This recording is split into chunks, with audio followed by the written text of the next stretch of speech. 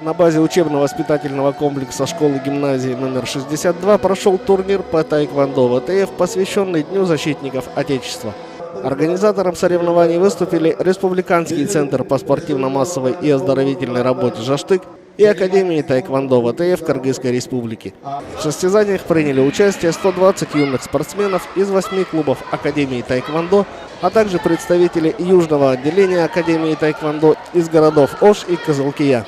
В результате проведенных соревнований победителями турнира в своих возрастных и весовых категориях стали Арсен Мамуналиев, Актан Бейшикеев, Руслан Крепких, Владимир Сафлютин, Алихан Курбанов, Амир Ильясов, Атай Арстанбеков, Адилет Мамытов, Жолдош Ибраимжанов, Изат Ишиналиев, Фарис Сабитов, а также Анастасия Лопатка и Халима Ибраева.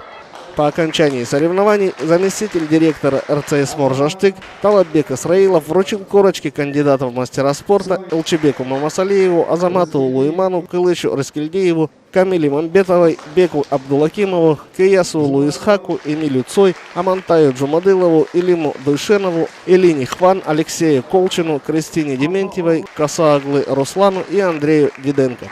Затем состоялись показательные выступления сборной команды Академии таэквондо. Спортсмены продемонстрировали приемы таэквондо, акробатические навыки, искусство разбивания предметов в прыжке. Но затем состоялось торжественное награждение победителей и призеров турнира. В церемонии награждения приняли участие заместитель руководителя РЦС МОР «Жаштык» Талаббек Исраилов, президент Академии таэквондо ВТФ Кыргызстана Убайдулла Тохтурбаев, инструкторы Академии таэквондо, мастера спорта Кыргызской Республики Имамиддин Сарыбаев, Ислам Жолкучеев, Роберт Пак, Ислам Шукуров, Анис Шахова, Азиз Баталиев, Нурлан Джумалиев, Роман Лукьянцев, Санжар Кулеков, Кубанычбек Кудайбаков, Владимир Мертин, Валерий Чмырь и Владимир Тюленев.